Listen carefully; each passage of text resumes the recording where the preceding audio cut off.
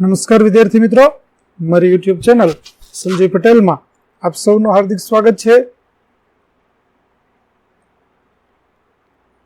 મિત્રો, આજના વિડીયોની અંદર આપણે ધોરણ 5 વિષય છે પર્યાવરણ એટલે કે આસપાસ અને પાઠ 1 જેનું નામ છે મજાની ઇન્દ્રિયો. આ પાઠના સ્વઅધ્યયન પોથી ભાગ 1 ની અંદર આજે આપણે તેના સમજૂતી અને તેના પ્રશ્ન જવાબો છે તે જોવાના છીએ. વિદ્યાર્થી મિત્રો, જો તમે મારી ચેનલમાં નવા હોય તો મારી ચેનલને જરૂરથી સબસ્ક્રાઇબ કરો. વિડીયો સારો લાગે તો લાઇક કરો, શેર કરો અને બેલ નોટિફિકેશન ઓન કરો, જેથી મારા આગળના નવા વિડીયો પણ આપને મળતા રહે. તેમજ વિદ્યાર્થી મિત્રો, આ પાઠની પીડીએફ જોવા માટે પ્લે સ્ટોરમાં જઈ અમારી એપ્લિકેશન વિશ્વગુરુ સ્ટડી 1 થી 12 ગુજરાતી ડાઉનલોડ કરી તમારા મોબાઈલમાં ઇન્સ્ટોલ કરો. જે તમે શરૂ કરશો તો તમને આ પ્રકારે જોવા મળશે, જેમાં સ્વઅધ્યયન પોથીની અંદર તમને ધોરણ બતાવશે, ધોરણ પસંદ કરશો એટલે વિષય બતાવશે, વિષય પસંદ કરશો એટલે પાઠ બતાવશે. જેમાં વિડીયો ઉપર તમે ક્લિક કરશો એટલે તમને વિડીયો જોવા મળશે અને પીડીએફ ઉપર ક્લિક કરશો તો તમને પીડીએફ જોવા મળશે.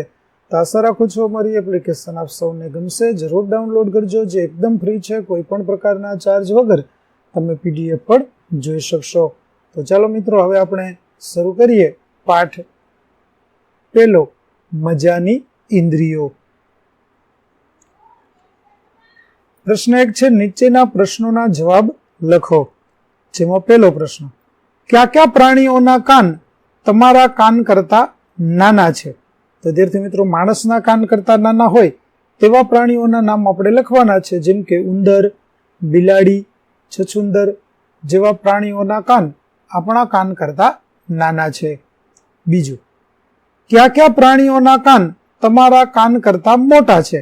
એટલે કે માણસના કાન કરતા જે પ્રાણીના કાન મોટા હોય તેવા પ્રાણીઓ, તો તેમાં આવશે હાથી, ગાય, ભેંસ, બળદ, ઘોડો, સસલું, કૂતરો, હરણ વગેરેના કાન છે તે માણસ કરતા મોટા હોય છે. ત્યાર પછી ત્રીજો પ્રશ્ન, જેના કાન દેખાતા ન હોય તેવા પ્રાણીઓના નામ લખો. તો મોટા ભાગે વિદ્યાર્થી મિત્રો, પક્ષીઓના કાન આપણે જોઈ શકતા નથી. અન્ય પણ ઘણા પ્રાણીઓ છે જેના કાન આપણે જોઈ શકતા નથી. જેમાં આવશે કબૂતર, મોર, માછલી, મગર, ગરોળી, મરઘી, સાપ, દેડકો વગેરે ઘણા બધા નામ થાય, પણ આપણે બધા નામો નથી લખ્યા. ત્યાર પછીનો પ્રશ્ન 4, કયા કયા પ્રાણીઓની સાંભળવાની ક્ષમતા ખૂબ સારી હોય છે? તો વિદ્યાર્થી મિત્રો, કેટલાક પ્રાણીઓ છે તે ખૂબ સારી રીતે સાંભળતા હોય છે. જે ઝીણામાં ઝીણો અવાજ છે તેને પણ ઓળખી શકતા હોય છે, તે સાંભળી અને પારખી શકતા હોય છે. તો તેવા પ્રાણીઓમાં આવશે કૂતરો, હાથી, ચામાચીડિયું, વાઘ વગેરેની સાંભળવાની ક્ષમતા ખૂબ જ સારી હોય છે.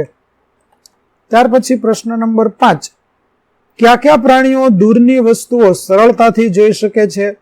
તો વાઘ, ગરુડ, સમડી, બાજ વગેરે દૂરની વસ્તુઓ સરળતાથી જોઈ શકે છે. ત્યાર પછીનો પ્રશ્ન નંબર 6, કયા કયા પ્રાણીઓની ગંધ પારખવાની ક્ષમતા તીવ્ર હોય છે?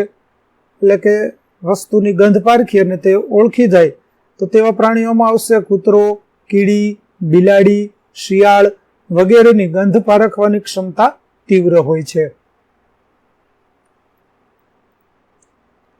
ત્યાર પછીનો પ્રશ્ન 7, તમે જોયા વગર ફક્ત તેની ગંધથી જ પારખી શકો તેવી વસ્તુઓના નામ લખો.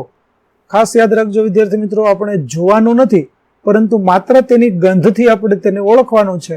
તો તેમાં ગુલાબના ફૂલની, અત્તરની, ડુંગળીને, પેટ્રોલને, કેરોસીનને ગંધથી હું પારખી શકું છું. ત્યાર પછી 8મો પ્રશ્ન, જ્યારે કોઈ કુદરતી ઘટના બનવાની હોય કે શિકારી પ્રાણી આવેલું હોય ત્યારે અમુક પ્રાણીઓની વર્તણૂકમાં અને અવાજોમાં અલગપણું જોવા મળે છે. તો કયા કયા પ્રાણીઓમાં આવું જોવા મળે છે? તો એવા પ્રાણીઓમાં ડોલ્ફિન, સાપ, કબૂતર, કૂતરા, ઉંદર, હાથી, બિલાડી જેવા પ્રાણીઓની વર્તણૂકમાં અને અવાજોમાં અલગપણું જોવા મળે છે. ત્યાર પછી પ્રશ્ન નંબર 9, કૂતરા રાત્રે કેમ રડે છે? તમારા વડીલો પાસેથી માહિતી મેળવીને લખો. તો વિદ્યાર્થી મિત્રો, કૂતરાઓને રડતા તમે રાતે સાંભળ્યા જશે. તો તેઓ શા માટે રડતા હશે? આપણને ઘણી વખત વિચાર આવે કે શેરીની અંદર કૂતરાઓ છે તે વારંવાર મોડી રાત્રિના સમયે રડતા હોય છે. તો શા માટે રડતા હોય છે? તો તેના માટે ઘણા બધા કારણો છે. તો જોઈએ તો કૂતરાઓ રાત્રે રડીને માણસોનું ધ્યાન આકર્ષિત કરવાનો પ્રયાસ કરે છે. રાત્રે દરેક વ્યક્તિ સૂઈ જાય છે ને કૂતરાઓને કંટાળો આવે છે, માટે તે જોરથી રડે છે. પીડા કે કોઈ સમસ્યાઓ હોય તો પણ તે રડે છે, અથવા પેટનું ફૂલવું અને પાચનની સમસ્યાઓ થતી હોય તો પણ કૂતરાઓ રડતા હોય છે. પોતાના બચ્ચાની ચિંતામાં તે રડતા હોય છે. આમ કૂતરા રડવા પાછળ ઘણા બધા કારણો છે તે જવાબદાર છે. ઘણી વખત તેઓ બીમાર હોય તો તે રડતા હોય છે. ત્યાર પછી આગળ પ્રશ્ન 2, નીચેના પ્રાણીઓનો અભ્યાસ કરો અને તે પ્રાણીનું નામ અને વિશેષતા નોંધો. તો જેમાં પ્રથમ પ્રાણીમાં આપણને કીડીનું ચિત્ર આપેલું છે, તેનું નામ આપણે લખીશું અહીં કીડી. ત્યાર પછી તેની વિશેષતા જોઈએ તો કીડી જેમ આગળ જાય છે તેમ એ જમીન પર સુગંધ છોડીને જાય છે. બીજી કીડીઓ તે સુગંધને અનુસરીને રસ્તો શોધી લે છે. અન્ય વિશેષતાઓ જોઈએ તો વિદ્યાર્થી મિત્રો, કીડી છે તેની ગંધ પારખવાની શક્તિ છે તે ખૂબ જ તીવ્ર હોય છે. તે કોઈ પણ જગ્યાએ ખોરાક મળે તો તે ત્યાં ઝડપથી પહોંચી જતી હોય છે. ત્યાર પછી તમારું પ્રિય પ્રાણી એટલે કે કૂતરો, જેમાં કૂતરો સૂંઘીને પોતાનો રસ્તો જાતે બનાવે છે. તેમના રસ્તામાં બીજા કોઈ કૂતરા આવે તો તેના પેશાબ અને મળની ગંધથી તે જાણી શકે છે.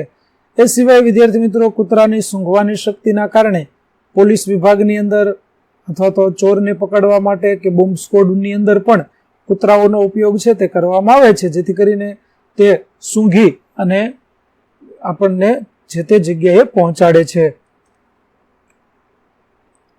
ત્યાર પછીનું પ્રાણી છે ગાય. તો ગાય એક ઉપયોગી પાલતુ પ્રાણી છે. ગાય આપણને દૂધ આપે છે. ગાયનું દૂધ રોગ પ્રતિકારક ક્ષમતા વધારે છે. હિન્દુ ધર્મની અંદર ગાયની આપણે પૂજા પણ કરીએ છીએ. આ સિવાય ગાયનું છાણ તે આપણને ખાતર તરીકે ઉપયોગી થાય છે. ગાયનું મૂત્ર છે, ગૌમૂત્ર, કે જેનો આપણે દવાની અંદર પણ ઉપયોગ કરીએ છીએ.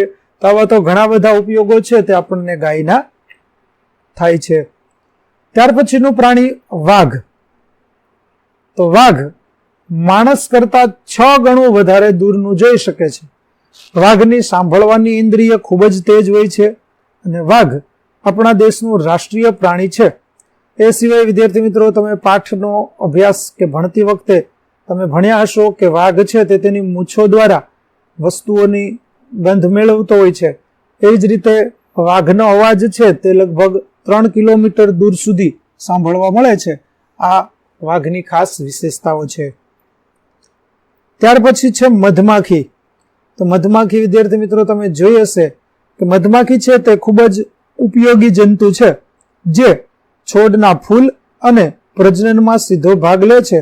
મધમાખી ફૂલોનો રસ ચૂસીને મધ બનાવે છે. વિદ્યાર્થી મિત્રો, તમે મધપૂડો જોયો જ હશે. તેની અંદર તમે જોયું હશે કે મધમાખીઓનું ટોળું છે તે ઘણી મોટી સંખ્યામાં આપણને મધમાખીઓ જોવા મળે છે અને તે ફૂલોનો રસ ચૂસી અને તેમાંથી મધ બનાવવાની કામગીરી કરે છે. ત્યાર પછી છે બાજ. તો બાજ પક્ષી પોતાના બચ્ચાને અસાધારણ બનાવવાની ક્ષમતા બાળપણથી જ શીખવે છે. બાજ આકાશમાં ખૂબ જ ઊંચે ઉડે છે. તેની આંખો છે તે ખૂબ જ તીવ્ર છે, એટલે કે ખૂબ જ દૂરથી પણ તે પોતાના શિકારને ઓળખી જાય છે. એ જ રીતે પોતાના શિકાર ઉપર તે અચાનક જ હુમલો કરી અને પોતાનો શિકાર છે તે મેળવે છે. આ તેની વિશેષતા છે. ત્યાર પછી સાપ. તો સાપ છે તે સરીસૃપ વર્ગનું પ્રાણી છે. સાપ ખેતરમાંથી ઉંદર ખાઈ જાય છે. આથી સાપને ખેડૂતોનો મિત્ર ગણવામાં આવે છે. વિદ્યાર્થી મિત્રો, સાપ છે તે આપણે જોયું હતું કે ભાઈ બધા સાપ છે તે ઝેરી નથી હોતા, પરંતુ અમુક પ્રકારના સાપ ઝેરી હોય છે. સાપની સાંભળવાની ક્ષમતા છે તે પોતાના ચામડી દ્વારા તે સાંભળતો હોય છે. આ રીતે આપણે દરેક પ્રાણીઓની વિશેષતાઓ લખી દઈશું. તો વિદ્યાર્થી મિત્રો, અહીં આપણો પાઠ 1 મજાની ઇન્દ્રિયો ની સમજૂતી છે તેનું સોલ્યુશન છે સ્વાધ્યાયન પોથીનું, તે પૂરું થાય છે. આગળના પાઠની સ્વાધ્યાયન પોથીનું સોલ્યુશન મેળવવા માટે મારી ચેનલને જરૂરથી સબસ્ક્રાઇબ કરો. તેમજ પીડીએફ જોવા માટે પ્લે સ્ટોરમાંથી અમારી એપ્લિકેશન વિશ્વગુરુ STD 1-12 ગુજરાતી ડાઉનલોડ કરો, જેમાં આપને ધોરણ 5 તમામ વિષયના સ્વાધ્યાય સોલ્યુશન, સ્વાધ્યાયપોથી સોલ્યુશનના વિડીયો અને પીડીએફો જોવા મળશે, જે એકદમ ફ્રી છે. કોઈ પણ પ્રકારના ચાર્જ વગર તમે વિડીયો અને પીડીએફ બંને જોઈ શકશો. તો ફરી મળીશું આપણે નવા વિડીયો સાથે. ત્યાં સુધી આવજો.